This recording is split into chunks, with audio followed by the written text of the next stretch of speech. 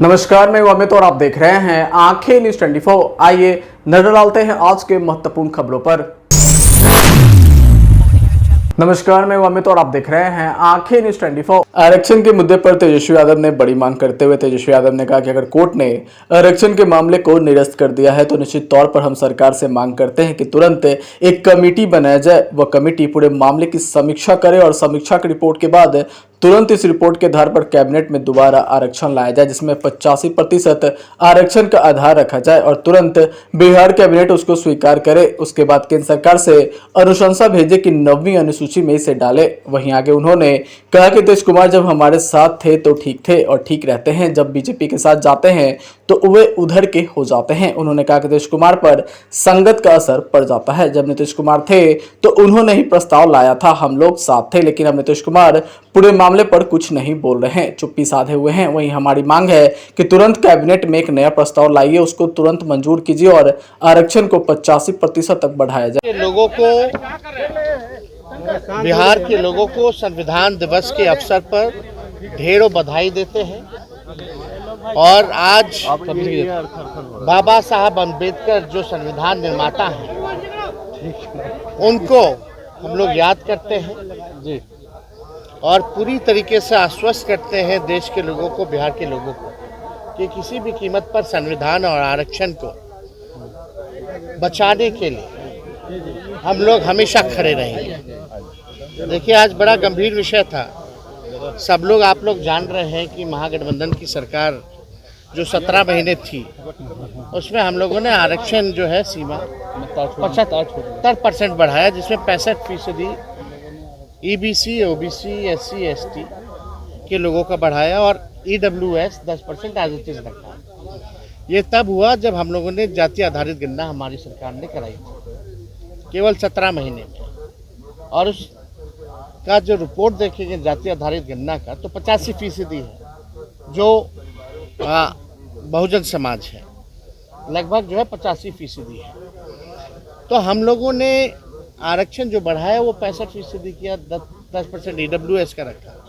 और उसके बाद हम लोगों ने मांग की थी, आप सब लोग वहाँ मौजूद थे, मुझे याद है, कैबिनेट के बाद हम सब लोग, विजय चौधरी जी, अशोक चौधरी जी, विजेंद्र जी, सब लोग मेरे नेतृत्व में प्रेस कॉन्फ्रेंस कर रहे थे और वहाँ ये बात रखी गई कि हम लोगों को डर है भाजपा के लोगों से कि ये लोग फिर जैसे हम लोगों का सर्वे रुकवाने का काम किए थे, जाति आधारित गणना रुकवाने का काम किए थे, हो सकता है इस आरक्षण को भी रोकने का काम करें। तो हम लोगों ने मांग की कि इसको शेड्यूल लाइन में डाल दिया जाए केंद्र सरकार से। विधानसभा से आप सब लोग जानते हैं कि मेरा जन्मदिन था उस दिन, 9/11/2023 को पारित हुआ था। कोर्ट का आदेश आता है 20/7/2024, यानी 20/6 या 7 जो भी है, तो लगभग जो है 6-7 महीने हो गए और केंद्र सरकार को हम लोगों ने सिफारिश भी कैबिनेट से भेजा कि इसको शेड्यूल लाइन में डालो, तो नहीं डाला गया। इस पर कोई जिक्र भी नहीं किया गया, केंद्र सरकार के लोगों ने गंभीरता भी नहीं दिखाई। तो ये साफ दिखाता था कि देश में पहली बार ऐसा हुआ था जहाँ जाति आधारित गणना भी हुई थी और आरक्षण की सीमा भी इतनी बड़ी तादाद में बढ़ाई गई थी।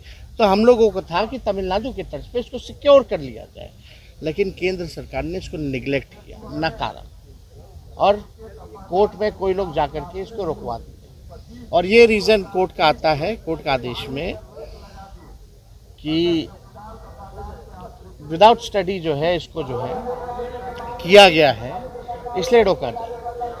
ठीक है, कोर्ट का जो आदेश था इससे निरस्त हो गया, लेकिन विदाउट स्टडी तो भाई EWS भी हुआ था, उसमें कौन सा आंकड़ा निकाला गया था? यहाँ तो कम से कम जाति आधारित गणना हुई थी। 50% बैरियर बीजेपी की सरकार ने तोड़ा था EWS को जोड़ने में। हम किसी के विरोधी नहीं है, लेकिन यहाँ तो 85% बहुजन की आबादी है, बहुजनों की, तो 65% दिया गया, तो भी जो है ये खारिज हुआ। तो इसको शेड्यूल लाइन में लोगों ने डाला। हमारी लोगों को, बिहार के लोगों को संविधान दिवस के अवसर पर ढेरों बधाई देते हैं और आज बाबा साहब अम्बेडकर जो संविधान निर्माता हैं उनको हम लोग याद करते हैं जी, और पूरी तरीके से आश्वस्त करते हैं देश के लोगों को, बिहार के लोगों को, कि किसी भी कीमत पर संविधान और आरक्षण को बचाने के लिए हम लोग हमेशा खड़े रहेंगे। देखिए, आज बड़ा गंभीर विषय था। सब लोग, आप लोग जान रहे हैं कि महागठबंधन की सरकार जो 17 महीने थी, उसमें हम लोगों ने आरक्षण जो है सीमा 75% बढ़ाया, जिसमें 65% EBC, OBC, SC, ST के लोगों का बढ़ाया और EWS 10% एज इट इज रखा। ये तब हुआ जब हम लोगों ने जाति आधारित गणना हमारी सरकार ने कराई थी, केवल 17 महीने में। और उसका जो रिपोर्ट देखेंगे जाति आधारित गणना का, तो 85% है जो बहुजन समाज है, लगभग जो है 85% है। तो हम लोगों ने आरक्षण जो बढ़ाया वो 65% किया, 10% EWS का रखा। और उसके बाद हम लोगों ने मांग की थी, आप सब लोग वहाँ मौजूद थे, मुझे याद है, कैबिनेट के बाद हम सब लोग, विजय चौधरी जी, अशोक चौधरी जी, विजेंद्र जी, सब लोग मेरे नेतृत्व में प्रेस कॉन्फ्रेंस कर रहे थे। और वहाँ ये बात रखी गई कि हम लोगों को डर है भाजपा के लोगों से कि ये लोग फिर जैसे हम लोगों का सर्वे रुकवाने का काम किए थे, जाति आधारित गणना रुकवाने का काम किए थे, हो सकता है इस आरक्षण को भी रोकने का काम करें। तो हम लोगों ने मांग की कि इसको शेड्यूल 9 में डाल दिया जाए केंद्र सरकार से। विधानसभा से आप सब लोग जानते हैं कि मेरा जन्मदिन था उस दिन, 9/11/2023 को पारित हुआ था। कोर्ट का आदेश आता है 20/7/2024, यानी 20/6 या 7 जो भी है, तो लगभग जो है 6-7 महीने हो गए। और केंद्र सरकार को हम लोगों ने सिफारिश भी कैबिनेट से भेजा कि इसको शेड्यूल 9 में डालो, तो नहीं डाला गया। इस पर कोई जिक्र भी नहीं किया गया, केंद्र सरकार के लोगों ने गंभीरता भी नहीं दिखाई। तो ये साफ दिखाता था कि देश में पहली बार ऐसा हुआ था जहां जाति आधारित गणना भी हुई थी और आरक्षण की सीमा भी इतनी बड़ी तादाद में बढ़ाई गई थी। तो हम लोगों को था कि तमिलनाडु की तर्ज पे इसको सिक्योर कर लिया जाए, लेकिन केंद्र सरकार ने इसको निगलेक्ट किया, नकारा, और कोर्ट में कोई लोग जाकर के इसको रुकवा दिए। और ये रीज़न कोर्ट का आता है, कोर्ट का आदेश में, कि विदाउट स्टडी जो है इसको जो है किया गया है, इसलिए रोका जाए। ठीक है, कोर्ट का जो आदेश था इससे निरस्त हो गया, लेकिन विदाउट स्टडी तो भाई EWS भी हुआ था, उसमें कौन सा आंकड़ा निकाला गया था? यहाँ तो कम से कम जाति आधारित गणना हुई थी। 50% बैरियर बीजेपी की सरकार ने तोड़ा था EWS को जोड़ने में। हम किसी के विरोधी नहीं है। नमस्कार, मैं अमित और आप देख रहे हैं आंखें न्यूज़ 24। बिहार में बिजली विभाग द्वारा लगाए जा रहे स्मार्ट मीटर को लेकर इन दिनों राज्य की सियासत पूरी तरह से गर्म हो गई है। बता दें कि विपक्ष इस स्मार्ट मीटर को लेकर सरकार को लगातार घेरने में लगा हुआ है। विधानमंडल शीतकालीन सत्र का आज दूसरा दिन विधान परिषद की कार्रवाई शुरू होने से पहले पूर्व मुख्यमंत्री राबड़ी देवी के नेतृत्व में विपक्ष दलों के विधान परिषद नेताओं ने विधान परिषद के पोर्टिको के बाहर लगातार प्रदर्शन किया। वहीं स्मार्ट मीटर को लेकर विपक्षी दलों की तरफ से कहा जा रहा है कि स्मार्ट मीटर राज्य में स्मार्ट घोटाला कर रहा है। इस दौरान पत्रकारों से बातचीत करते हुए राबड़ी देवी ने कहा कि सरकार को स्मार्ट मीटर लगाना बंद करना चाहिए। इस स्मार्ट मीटर के जरिए प्राइवेट कंपनियां राज्य के लोगों के साथ स्मार्ट घोटाला करने में लगी हुई है। साथ ही रोजगार को लेकर राबड़ी देवी ने कहा कि सरकार को बिहार के युवाओं को रोजगार देना चाहिए।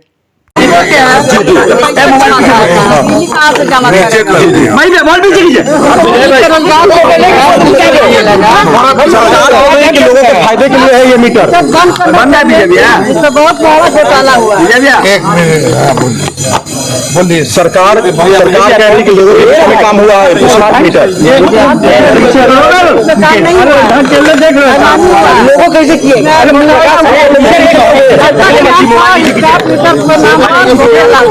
राबड़ी जी, सरकार कह रही है कि स्मार्ट मीटर पर विपक्ष जो है बेकार में हमला बोल रही है। हम लोग उसके लिए नहीं कर रहे हैं, हम लोग उसके लिए भी इसका प्रयत्न कर रहे हैं। आप देख रहे हैं घूम रहा है, सबको मिलता है, बंद करवाइए मैडम। 4 सीटों पर जो चुनाव में हार मिला है सरकार करती है, जनता का ठगने का काम करती है।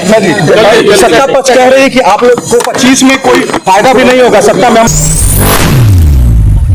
नमस्कार, मैं अमित और आप देख रहे हैं आंखें न्यूज़ 24। संविधान दिवस के अवसर पर जनता दल यूनाइटेड ने आरजेडी से उनके राष्ट्रीय अध्यक्ष लालू प्रसाद यादव की स्थिति की मांग करते हुए आरजेडी पर तंज कसा है। दरअसल जदयू के प्रवक्ता नीरज कुमार ने तेजस्वी यादव लालू प्रसाद यादव पर हमला करते हुए कहा कि आज संविधान दिवस है और ऐसे में संविधान दिवस के अवसर पर संविधान बचाने की बात करने वाले लोग राजद के राष्ट्रीय अध्यक्ष लालू प्रसाद यादव से इस्तीफा ले लें। लालू प्रसाद यादव सजा याफ्ता और ऐसे में जब तेजस्वी यादव संविधान बचाने की बात करते हैं तो उन्हें सजा याफ्ता लोगों से इस्तीफा ले लेना चाहिए। इससे बेहतर कोई मौका मिलेगा? आज संविधान दिवस है और राष्ट्रीय जनता दल के राष्ट्रीय अध्यक्ष माननीय लालू प्रसाद जी को सजा मुकर्रर किया गया, जनता ने नकार दिया, तो आज राजद के राष्ट्रीय अध्यक्ष पद से इस्तीफा दिलवा दीजिए। एक मिसाल कायम होगा कि जो चुनाव लड़ने के अयोग्य हैं, संविधान के तहत न्यायपालिका है, तो इससे बेहतर मौका तेजस्वी यादव आपके लिए नहीं मिलेगा। इसलिए लालू जी से इस्तीफा लीजिए। आज संविधान दिवस है और एक नए अध्याय की ओर राष्ट्रीय जनता दल को बढ़ना चाहिए। नमस्कार, मैं अमित और आप देख रहे हैं आंखें न्यूज़ 24। देश के संविधान को अंगीकार हुए आज मंगलवार 26 नवंबर को पूरे 75 साल हो गए। बता दें कि इस मौके पर पुरानी संसद के सेंट्रल हॉल में मंगलवार को राष्ट्रपति द्रौपदी मुर्मू के दोनों सदनों को संयुक्त रूप से संबोधित करेंगे। इसके साथ ही संविधान के 75 साल पूरे होने के उपलक्ष्य में पूरे साल चलने वाले समारोह की शुरुआत हो जाएगी। वहीं मंगलवार को देश के संविधान को अपनाने के 75 साल पूरे हो गए। बता दें कि इस मौके पर केंद्र सरकार आज से पूरे साल चलने वाले कार्यक्रम की शुरुआत भी करेगी, जिसे हमारा संविधान नाम दिया गया है। इस अभियान की शुरुआत पुराने संसद भवन में होने वाले कार्यक्रम से होगी, जिसे राष्ट्रपति द्रौपदी मुर्मू संबोधित करेंगी। बता दें कि इस कार्यक्रम में उपराष्ट्रपति जगदीप धनखड़, प्रधानमंत्री नरेंद्र मोदी, लोकसभा अध्यक्ष ओम बिरला और केंद्रीय मंत्रियों के अलावा संसद के दोनों सदन के सदस्य उपस्थित रहेंगे। बता दें कि संविधान सभा की पहली बैठक 9 दिसंबर 1946 को पुरानी संसद के केंद्रीय कक्ष में हुई थी। वहीं संविधान सभा ने देश के संविधान को 26 नवंबर 1949 को अंगीकार यानी अपनाया था। इसके बाद इसे 26 जनवरी 1950 को इसे लागू कर दिया गया था। तो वहीं संविधान दिवस के मौके पर देश भर के स्कूलों में संविधान की प्रस्तावना का सामूहिक पाठ भी करवाया जाएगा। सोमवार को सरकार की ओर से घोषणा की गई कि नागरिकों को संविधान की विरासत से जोड़ने के लिए एक वेबसाइट बनाई गई है, जिसका नाम constitutional75.com है। वहीं केंद्रीय संस्कृति सचिव अरुणीश चावला ने सोमवार को नेशनल मीडिया सेंटर में एक प्रेस कॉन्फ्रेंस के दौरान कहा कि संविधान की प्रस्तावना का सामूहिक पाठ देश भर के स्कूलों में किया जाएगा। नमस्कार, मैं अमित और आप देख रहे हैं आंखें न्यूज़ 24। बिहार के तापमान में इन दिनों लगातार उतार चढ़ाव देखने को मिल रहा है। बता दें कि 24 नवंबर को रात का न्यूनतम तापमान 9.5 डिग्री सेल्सियस रिकॉर्ड किया गया था। वहीं 25 नवंबर को इसमें बढ़ोतरी दर्ज की गई। अब एक बार फिर से तापमान में गिरावट आने की संभावना दिखाई दे रही है। बता दें कि पटना स्थित मौसम विज्ञान केंद्र के वैज्ञानिक कुमार गौरव के अनुसार एक नया पश्चिमी विक्षोभ 29 नवंबर से पश्चिमी हिमालय के क्षेत्रों को प्रभावित करने की संभावना है। इस वजह से बिहार के तापमान में गिरावट दर्ज की जा सकती है। इसके अलावा आज की रात यानी 12 बजे अररिया और मुजफ्फरपुर की हवा की क्वालिटी बेहद खराब है और यह रेड जोन के दायरे में है। वहीं वैज्ञानिक कुमार गौरव की माने तो दक्षिण भारत के पास दक्षिण बंगाल की खाड़ी और इसके आसपास के क्षेत्रों में बना निम्न दबाव का क्षेत्र अब डिप्रेशन में बदल चुका है। कल तक डीप डिप्रेशन में बदलकर उत्तर पश्चिम की ओर तमिलनाडु श्रीलंका तट के पास टकराने की पूरी संभावना है। तो वहीं सिस्टम की वजह से उच्च स्तरीय और मध्यम स्तरीय बादल बिहार के दक्षिणी हिस्सों में छाए रह सकते हैं। इसका कोई विशेष प्रभाव बिहार पर नहीं पड़ेगा। एक और चक्रवाती परिसंरचना समुद्र तल से औसतन 0.9 किलोमीटर ऊपर हिमालय, पश्चिम बंगाल और आसपास के क्षेत्रों में मौजूद है। बता दें कि एक नया पश्चिमी विक्षोभ 29 नवंबर से पश्चिमी हिमालय के क्षेत्रों को प्रभावित करने की संभावना है। कई दिनों की तरह आज भी बिहार की सुबह ठंड के बीच हुई। बता दें कि दक्षिण बिहार के अधिकांश जिलों में सुबह के समय धुंध देखने को मिल रही है। दिन के समय आसमान में आंशिक बादल छाए रह सकते हैं। वहीं आज बिहार का अधिकतम तापमान 26 डिग्री सेल्सियस से 28 डिग्री सेल्सियस के बीच, जबकि न्यूनतम तापमान 11 डिग्री सेल्सियस से 17 डिग्री सेल्सियस के रेंज में रहने की संभावना दिख रही है। अगर आप भी अपने दुकान, प्रतिष्ठान, school, college, coaching centre, restaurant, cafe का विज्ञापन देना चाहते हैं, वो भी किफायती दर पर, तो आंखें न्यूज़ 24 लेकर आया है आपके लिए एक सुनहरा मौका। आंखें न्यूज़ 24 न्यूज़ पोर्टल की दुनिया में बिहार का सबसे उभरता हुआ चैनल, जहां बिहार झारखंड से जुड़े तमाम बड़ी खबरें देखने को मिलती है। तो देर किस बात की, आज भी जुड़े आंखें न्यूज़ 24 के साथ। संपर्क करें हमारे व्हाट्सएप नंबर 8935876430 पर। क्या आप पत्रकारिता के क्षेत्र में अपना कैरियर बनाना चाहते हैं? तो आज ही Royal Ashoka Institute of Mass Communication and Journalism में अपनी जगह सुनिश्चित करें। आर्यभट्ट ज्ञान विश्वविद्यालय पटना से मान्यता प्राप्त 100% प्लेसमेंट के साथ royal Ashoka Institute of Mass Communication and journalism नामांकन जारी है। हमारा पता है DS/16 गायत्री मंदिर के समीप कंकड़ बाग पटना 8,20,000। आप हमें संपर्क भी कर सकते हैं। हमारा मोबाइल नंबर है 9955456126।